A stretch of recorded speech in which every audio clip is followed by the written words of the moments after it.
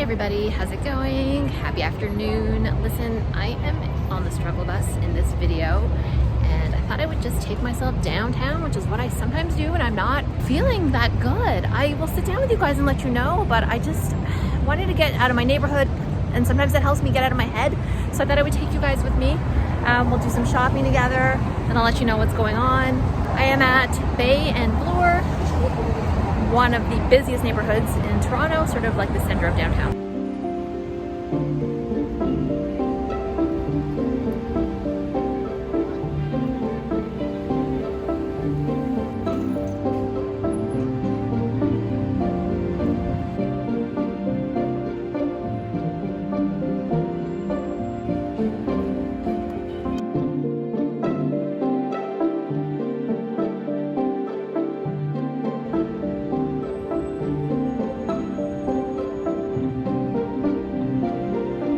Hope you guys don't mind that I didn't film in there. I feel like you've seen one Sephora inside, you've seen them all, and if you've been in one fancy luxury department store, you've been in them all, but I'm gonna go somewhere a little bit more affordable now.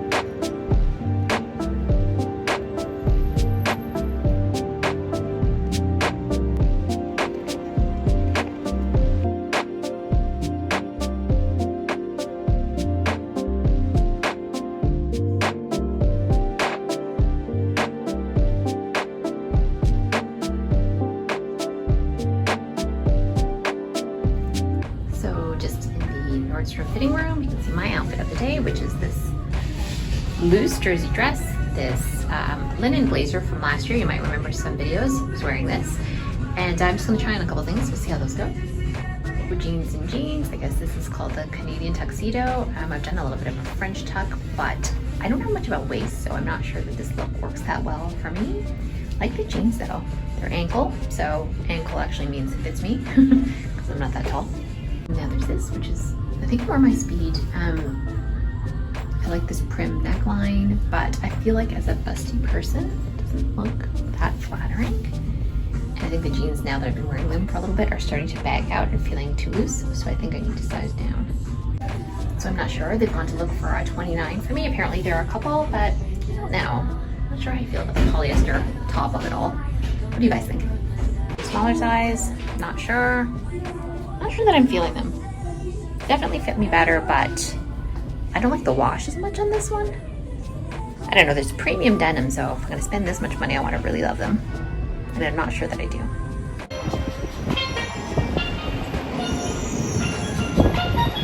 That was a big fat fail in terms of trying on clothing, but at least I gave it a whirl.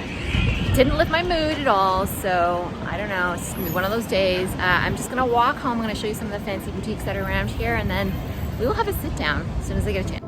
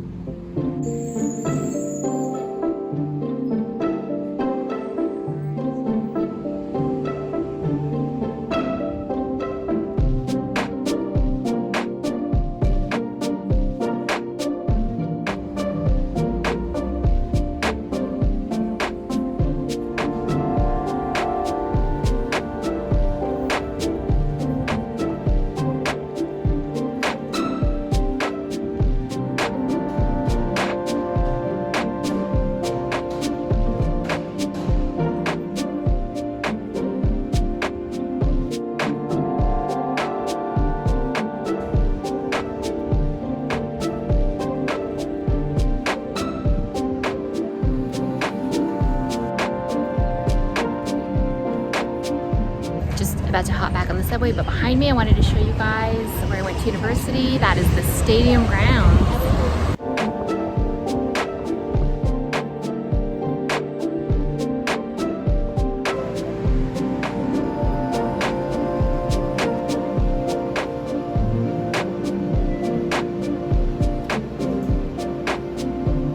right, so I am home now and I'm changed out of my outside outfit and I'm in my inside outfit. Does that make sense? Because I was in public transportation, I like to put that in the wash and put something clean on to wear inside my house. Yeah, lots of stuff to chat with you guys about. I'm first gonna eat this speckled banana so that it doesn't get thrown out, and I feel like every mom out there can relate to this. Someone's gotta eat the stuff that nobody else wants, so I'm gonna do that. Be right back.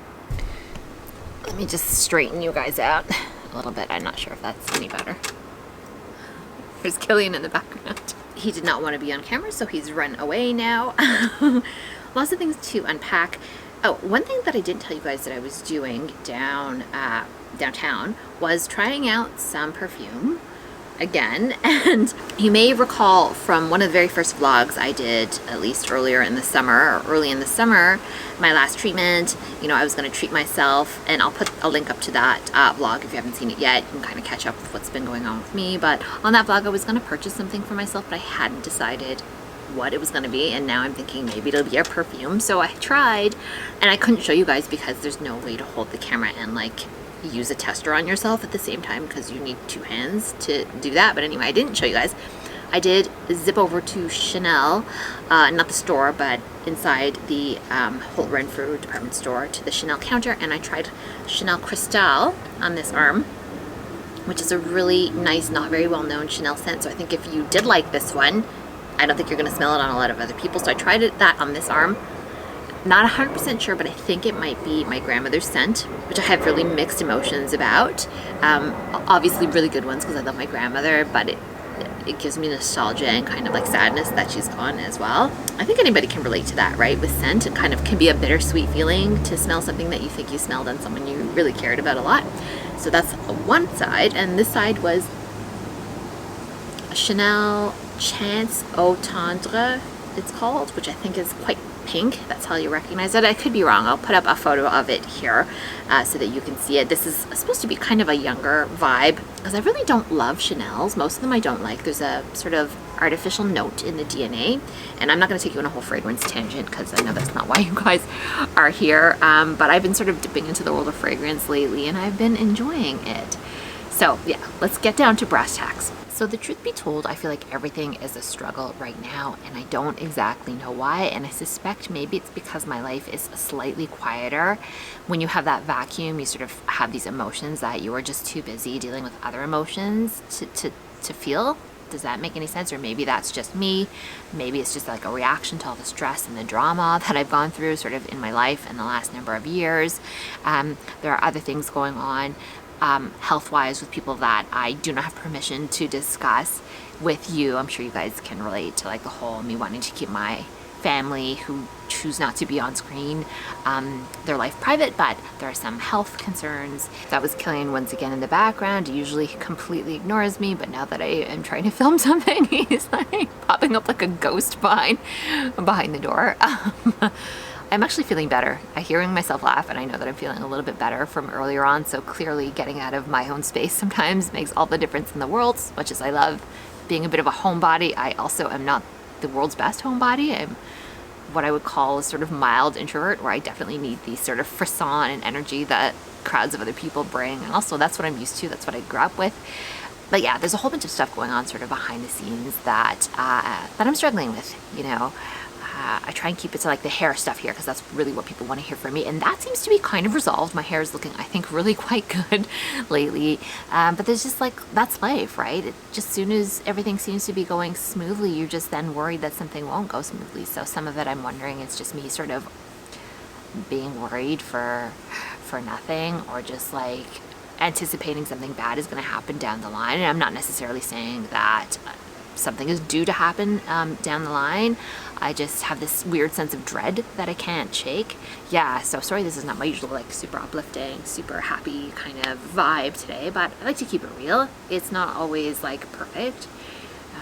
That's just real life, I guess, right? So I apologize. I know that that probably seems incredibly vague, and there are other things going on in terms of like finances and stuff like that. I'm not in any real danger of like losing my home or anything like that, but just like the work that I do is just really diminishing, like the amount of freelance writing work that I do, and I'm starting to worry about needing to pivot. You will have seen me talk about this if you saw my last vlog. Also, you know, not even to get into the whole thing about YouTube, how that is kind of not what it was a while ago. So I am working harder but seeing less returns, a lot less returns for that. So I just feel like I'm at some sort of weird pivot stage of my life, and I kind of don't really feel like I'm on solid ground, and I think that that's sort of contributing to not feeling great as well.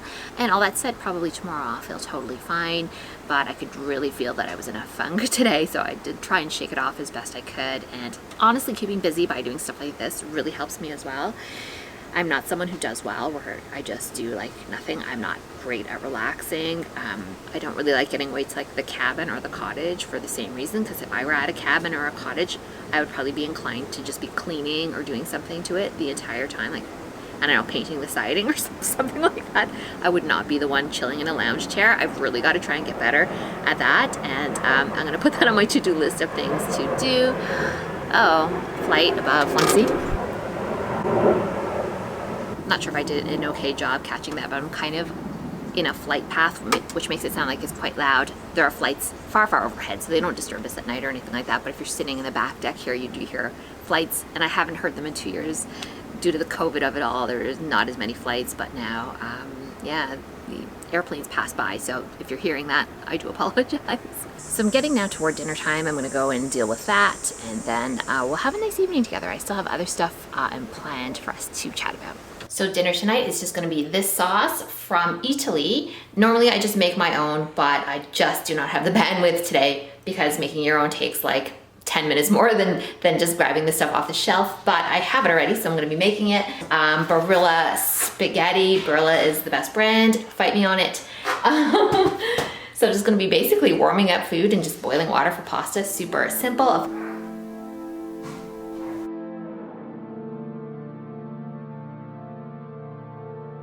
I just played back those clips and I realized how loud they were. Oh my goodness, so much noise downtown. I'm really sorry if that was stressful to you.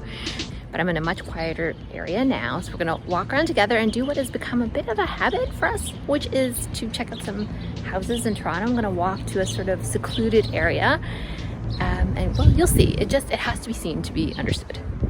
I'm walking through yet another park. This is actually a converted subway barn. Does that make sense? Where they used to house, sorry, not subway, streetcars back in the day. When I say back in the day, I mean like 100 years ago now. This is where the streetcars would stay overnight.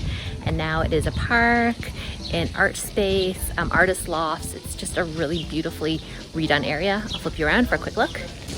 It's really sort of hard to get your eyes on the whole thing, so you're just getting a bit of the vibe of it here. I also wanted to talk teensy bit of hair care for you guys to just make it worth it for you. Sorry if there's a lot of wind noise.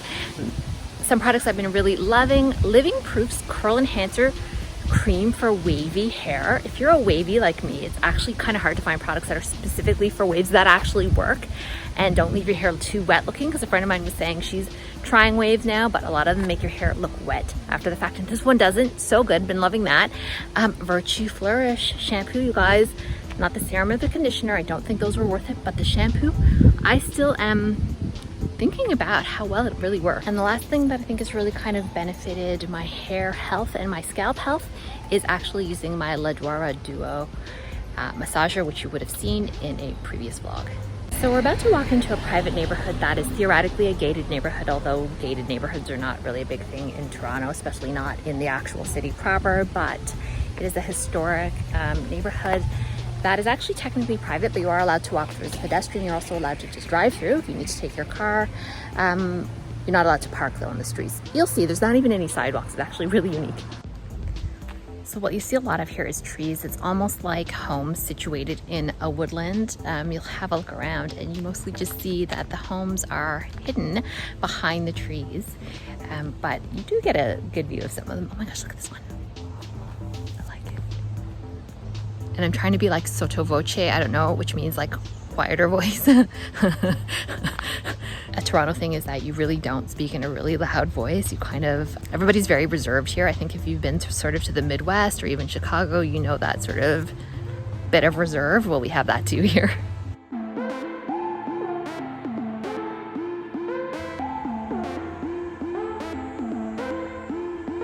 It is is so quiet in here, you could be forgiven for thinking that you're in some sort of small town or something like that, but I promise we are deep in the city, really in the city. It's also a great neighborhood for bird watching, which I was really enjoying over the pandemic because what else was there to do? Literally was stuck inside all the time. The only thing I was able to do was go out for walks. But just a beautiful area with no sidewalks. I'm actually just walking in the road. And very little traffic because it doesn't really, you have to just go around in a circle. It doesn't really connect through-wise to any of the streets in the city. I hope that this is fun for you guys. It's really fun for me to show you around, and it forces me to get out for an even longer walk than usual and to think about my surroundings. I'm really enjoying, but there's more to show you here. There are more things. I kind of feel like a little bit like I'm in The Holiday, you know, that movie with Jude Law, Cameron Diaz, Kate Winslet, Jack Black. Do you remember her cottage, Kate Winslet's cottage? What it kind of reminds me of.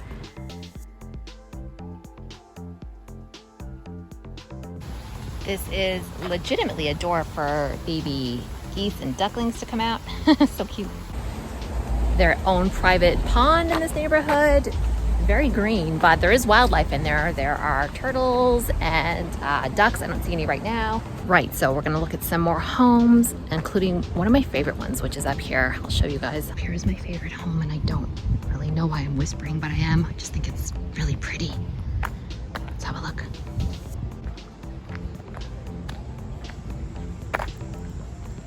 Ooh, house up on a hill.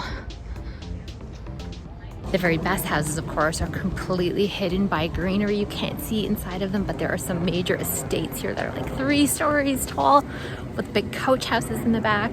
The whole thing is very Victorian. So I'd hazard to guess that walking the whole ring of the neighborhood, because it's like just one circle street, basically, and the homes are all around this circle street, it's about 1 kilometer. I would say it doesn't take too long to walk the whole thing, but oh my goodness, some of it is uphill, so now I'm out of breath. And you should see this place, honestly. It is so stunning here in the winter. And you can really see the house as well because there's no leaves on all these trees. And when snow is just like clinging to the branches. You know what, you guys, stick around. If I'm still doing these vlogs in the winter, which I am hoping to do, I will show you. It'll be like amazing. So now you're probably wondering who lives here, and that is a very good question. I don't exactly know. I've never known anybody who lives in this neighborhood. There aren't that many houses despite the look of it. From my understanding, a lot of them get passed down from generation to generation. There's a lot of old money. These houses generally are not very flashy. They're very discreet. This is a very discreet neighborhood as well. It's not one of the blingy Toronto neighborhoods that like celebrities would move to or anything like that. And in my 15 years of living in this neighborhood, I would say I've only once seen a house be up for sale. They just don't go out for sale very well. This is a bit of a different angle, huh? Look, you can see my house a little bit. Behind me here, you can see some of the original circa 1912 architecture features, decorations like original plaster, what is that called up on the top? Crown molding. And you can see the door frames, and you can see a little bit of the stained glass window behind me. I never use this angle. I'm actually sat in my living room right now on the sofa because it's nice and quiet in my house. The guys have gone out. My mood is much elevated now. Thank you for coming with me to Wychwood Park. It's called, sorry, I'm getting a weird prism of light right in my eye, of course. It is truly the evening now, so I'm just gonna settle in with a little bit of TV. Yeah, it's still there. A little bit of TV, and have you ever had this? This is Fruit and Nut from Aldi, which is a ripoff of Cadbury's Fruit and Nut chocolate bar, our bar of chocolate. My husband brought this back for me from Ireland. I didn't tell you guys about it because, I don't know, it was kind of like a security thing. I didn't want to be making vlogs saying like, my husband's not here or anything like that, but he went for a week and he came back and he brought this for me. And actually I find this one to be just as good as the actual OG Cadbury from Ireland. Aldi sometimes really nails it with the dupes and stuff like that. If you have an Aldi and you've tried it, let me know. If you have any other Aldi products you really like, let us know. Even though I have no access to them right now because we do not have Aldi in Canada yet. I'm sure they'll make their way here.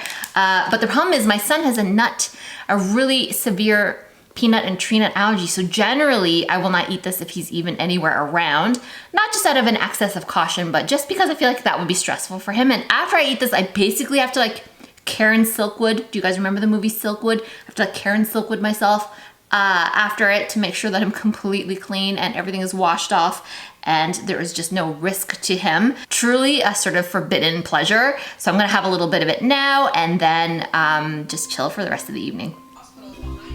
Cheers.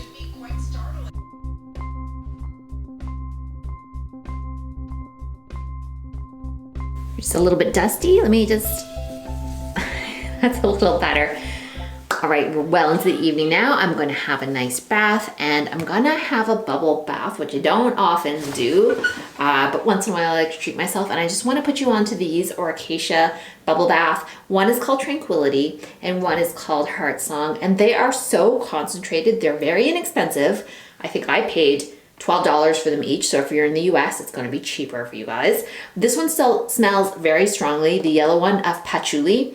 So if that's not the vibe you're into, you may want to skip it altogether. And if you do, just use it sparingly. Honestly, you need like a capful and it gives you so many bubbles and bubbles for days. This one is more of a rose blend. It is called Heartsong. It doesn't really have any strong patchouli. This is my favorite, and this is the one that my kid likes. So these are really good. I fully recommend them. And I'm gonna be soaking, which I always think is a really nice end to a sort of hectic day facing pollution and everything like that. And also just, you know, not the best mood, if we're completely honest. Gonna be soaking with my beloved Kobo and trying, of course, not to drop it into the water. I'm reading the Palace Papers by Tina Brown. Do you guys remember Tina Brown? She was the editor of Talk magazine a million years ago, and I think she was the former editor of the New Yorker as well. So she's done this on the royal family, and oh my goodness, does she ever go deep. I am 34% read of it, so I'm not even halfway done, and it is a big, long read. I'm super enjoying all the research she did, and she doesn't hesitate to go there. She doesn't really seem to play favorites, although I think maybe she has she seems to have taken a slight liking to Kate Middleton. But other than that, she has left sort of no stone unturned. And there's just a lot of nuance that we never really hear about in the media. There's just like a lot of nuance to all the stories and people's backstories. And she goes into the Queen's life and, you know, Camilla Parker Bowles of it all, and Prince Charles, and on and on. And it's such a juicy read, so well written. I, as a writer, am actually jealous. I wish I could have written something like this. Once upon a time, I used to be an editor, and one of the beats that I used to cover actually was when Prince William and then Kate Middleton were about to get married, and then when they had their first kid and all of that. So that was one of the beats that I used to cover. Being in Canada, this is a Commonwealth country, so we still have a lot of monarchists and royalists here. I do not count myself necessarily as a monarchist, but I am still intrigued by the sort of goings-on of the royal family, of course. Such a good read. So I'm going to be relaxing with this in a tub full of Luscious Bubbles by Cacia. If you do purchase these, please don't use too much, because I've made that mistake before and you just cannot get the bubbles off of you when you do that. So be warned.